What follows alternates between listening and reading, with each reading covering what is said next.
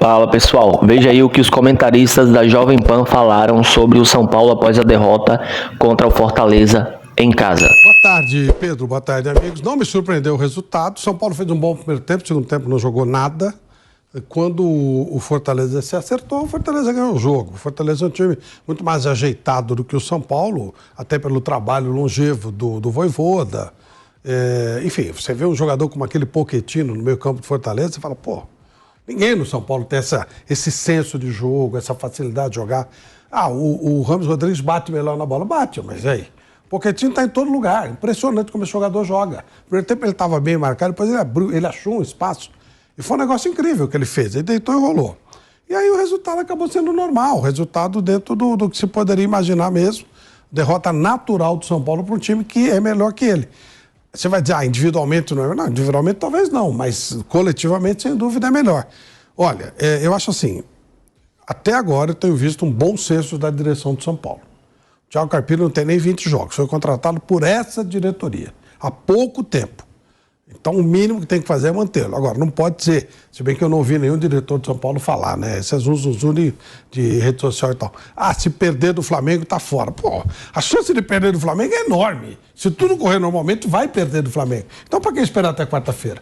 Mas a ideia é tem que manter o trabalho, deixar... E o São Paulo vai chegar uma hora que ele vai pegar times do nível dele, que ele vai pegar equipes que ele possa encarar diretamente, e tudo bem. Mais um detalhe. Ontem, apesar de jogar contra um time que está melhor montado como time, São Paulo de novo finalizou mais. Já tinha finalizado muitas vezes contra o Cobresal. E perde gols com muita facilidade. O goleiro fez grande defesa. Não fez. Chutam bola em cima do goleiro. O Luciano está numa fase terrível. Ele é bom jogador, está numa fase muito ruim. O André Silva está jogando melhor. Quando ele entra, ele dá outra pegada. O time do São Paulo é limitado. Não adianta querer exigir do treinador que ele faça mágica. O São Paulo joga o que dá para jogar. Cria oportunidade. Se o time não criasse, não, aí é culpa do treinador. Mas cria e perde. Se eles não têm capacidade de fazer gol, aí já fica mais difícil para qualquer treinador. E tem dois detalhes aí. Nos últimos 8 jogos, né? Agora acho que chegou a 9, o São Paulo não vence o Fortaleza. E o Juan Pablo Vojvoda, que tem o segundo trabalho mais longevo do futebol brasileiro, jamais foi derrotado pelo São Paulo. Aí são 11 jogos, ele ganhou 6 e empatou 5, o Vojvoda. Você vê. Então, Fortaleza, com a excelente administração do Marcelo Paz, dentro e fora de campo. Dentro de campo, o trabalho do Vojvoda. Fora de campo, a gente tem que parabenizar o Marcelo Paz, toda a administração do Fortaleza, superior no confronto direto, no retrospecto mais recente contra esse São Paulo, que vive agora uma crise em cima do seu treinador, uma pressão. Bruno Prado... Vai insustentável essa relação do Carpini com o tricolor paulista. Derrota nas últimas horas na estreia do Campeonato Brasileiro. Muito boa tarde para você, Bruno Prado. Boa tarde, Pedro. Boa tarde a todos. Ontem, mais uma vez, a torcida foi toda para cima do treinador, né? Por enquanto, a diretoria vai mantendo. Acho que também eles não têm um nome. Acho que eles não têm um nome ainda para substituir o Carpini. Eles mantêm o treinador e se eles acreditam que o trabalho pode melhorar, eles devem manter. Até agora, realmente, o São Paulo, a maioria dos jogos foram ruins. Primeiro tempo ontem foi bom. Ontem, por desempenho, sempre a comparação tem que ser feita com o próprio São Paulo. Não adianta querer comparar o São Paulo com o Flamengo, com o Palmeiras. Comparar o São Paulo com o São Paulo. Ontem, o primeiro tempo foi bom. Foi o melhor momento aí depois de muito tempo. Só que não conseguiu fazer o gol, teve um domínio até acima do normal ali, de 45 minutos dominando, criando oportunidades.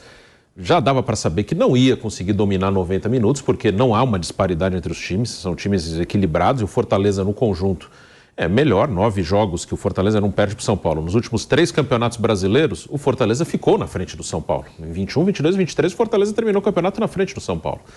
Então, no segundo tempo, o jogo ficou mais equilibrado, como era de se esperar, né? Dificilmente o São Paulo manteria o domínio que teve no primeiro tempo. O Vojvoda mexeu muito bem, acho que a mudança, a entrada do Moisés deu o contra-ataque ao time, né? Porque o Marinho não conseguia puxar contra-ataques, entraram o Moisés e o Machuca, os dois começaram a puxar contra-ataques, né? Saíram o Pikachu e o Marinho, o Fortaleza começou a chegar e fez o primeiro gol, e o segundo gol foi um claro desespero do São Paulo, né? Ontem, eu estava lá no estádio ontem na transmissão, o segundo gol começa num escanteio que o Ramos Rodrigues vai cobrar. Os 3 zagueiros vão para a área. Aí cobra o escanteio, rebate, a bola roda para lá, roda para cá. Eles ficaram lá. Aí o Fortaleza rouba a bola, não tinha ninguém, assim, acho que só estava o Pablo Maia no campo do São Paulo. A bola ficou um tempão rodando, os 3 zagueiros ficaram lá, assim, era bem no desespero, eles foram correndo lá pra frente. E aí um contra-ataque abertíssimo e 2-0 e acabou. Duvido que o treinador mandou. Não. Orientou, olha, quando vocês caras, vocês fiquem lá, tá? Ali foi Duvido. Desespero puro. Foi desespero puro, né? E tomou 2-0 e ficou difícil, né? Até diminuiu com o André Silva. O André Silva realmente entrou bem de novo, vai cavando um lugar e dá para jogar com o Caleri, principalmente com 3 zagueiros ali.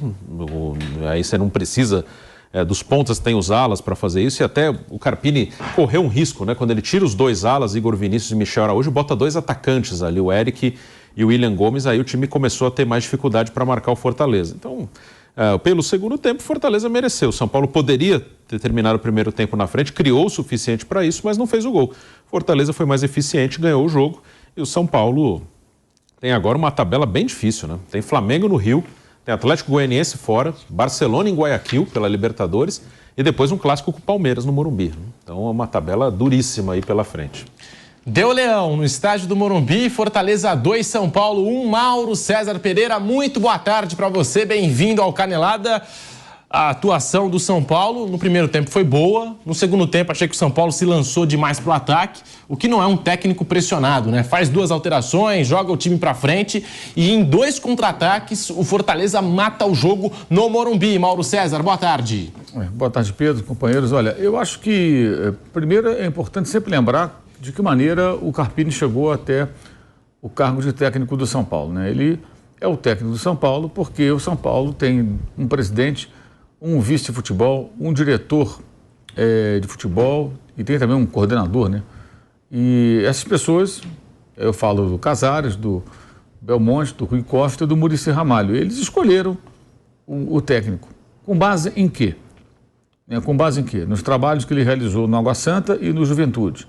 Obviamente, são times de patamar bem inferior ao São Paulo, onde a expectativa é outra, onde o modelo de jogo que se encaixa e satisfaz, atende às expectativas, é diferente daquilo que se espera do time do São Paulo. Existe uma situação também no futebol brasileiro que as pessoas precisam se acostumar.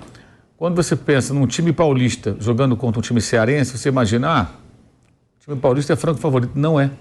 No caso específico, não é. Esse retrospecto que vocês passaram só confirma a tese. O Fortaleza hoje é um adversário muito difícil para esse São Paulo. O Palmeiras é difícil. Para o São Paulo, então, né? Para o Corinthians.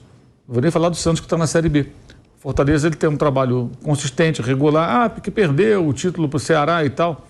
O Ceará está na segunda divisão. Pode ser que continue lá mais um ano, como ano passado não conseguiu subir. O Fortaleza foi vice-campeão da Sul-Americana.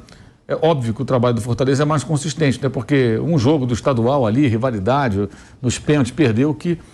vamos inverter então os papéis. Não, o Fortaleza está acima do seu rival, está acima de muitos times, de todos os times do Nordeste, inclusive o Bahia, e está acima de vários times da parte de baixo do mapa do Brasil, aqui do Sul-Sudeste. Isso é muito claro. Então o jogo é difícil. Fosse São Paulo e Fluminense, as pessoas olharem de outra maneira. São Paulo e Internacional, de outra maneira. São Paulo e... não, Fortaleza. E não é isso que a gente vê. E o Fortaleza sabe como jogar como São Paulo, soube aproveitar, sustentar a igualdade no primeiro tempo, que de fato ele foi inferior, São Paulo foi melhor e criou situações. E na hora que o São Paulo foi se desesperando, como se o Fortaleza soubesse, né? Em algum momento o São Paulo vai se lançar ao ataque porque ele tem que ganhar. É inadmissível empatar com o Fortaleza em casa. E aí as coisas vão ficar mais claras. Foi exatamente o que aconteceu. As mexidas foram para explorar esse cenário muito provável, né? Que acabou se concretizando. E a vitória aconteceu meio que naturalmente. Agora, o que me chama a atenção é que toda a responsabilidade, toda ela, 100%, está sendo colocada no técnico. É óbvio que ele tem responsabilidade, me parece evidente que o trabalho dele não é bom, as mexidas que ele fez e faz não têm sido boas, então existem motivos de sobra para o Thiago Carpini ser criticado. Só que ele não apareceu lá por acaso. Quem levou? Por que essas pessoas não são criticadas, não são questionadas? O Casares não era lá, estavam lá nos puxa-saco, lá no dia que ganhou a Copa do Brasil, gritando lá no camarote, que eu ouvi, ninguém me contou. Um palavrão, é o melhor presidente do Brasil. Casares. Cadê essa turma? Cadê? Por quê? Por que o Casares escolheu o Carpini? Quais os argumentos técnicos que sustentam essa contratação? O mesmo pode ser colocado para o Belmonte, para o Rui Costa e para o Muricy. Por que esse quarteto escolheu o Thiago Carpini? Com base em quê? E agora eles vão correr para qual direção? Vão pegar aí um Felipão, Mano Menezes, um desses técnicos mais antigos e que estão aí na pista? E com base em quê também? Que tipo de jogo eles pretendem que se jogue? O que eles esperam do São Paulo? Que o São Paulo joga de que maneira? Como? E além disso tudo, existe uma outra coisa que é o imaginário de muita gente, de que o São Paulo era ótimo com o Dorival. Não era. Ele foi bem na Copa do Brasil, ganhou o torneio. Não era. O São Paulo foi um time errático durante todo o brasileiro, campanha ridícula fora de casa, ganhou um jogo só e ganhou de um Bahia desesperado, que precisava de pontos e tudo mais, acabou vencendo lá na Fonte Nova, na penúltima rodada praticamente. Foi o último jogo fora de casa, né? Sim. Do São Paulo. Então foi um time que viveu do Morumbi, jogos com mando de campo, com apoio maciço de sua torcida para conseguir se impor e correu o risco de rebaixamento, matemático, mas correu, não entrou na zona, mas ficou ali sempre assim, perto do Corinthians e do Santos. Os três ficaram ali. Meio, um passava o outro, O Santos caiu, o Corinthians escapou, o São Paulo escapou. Mas essa foi a tônica. Em momento algum, o São Paulo brigou por vaga em Libertadores pelo Campeonato Brasileiro, muito menos título ou coisa parecida.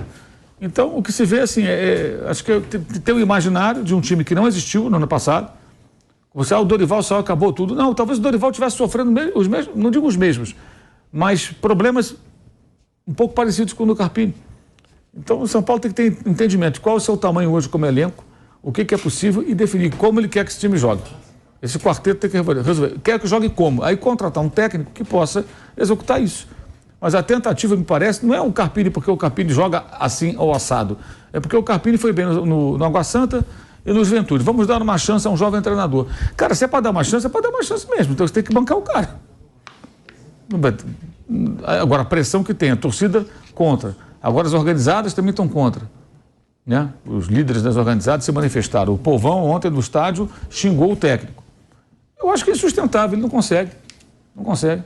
Agora faz o quê? Quarta-feira põe o Milton Cruz contra o Flamengo?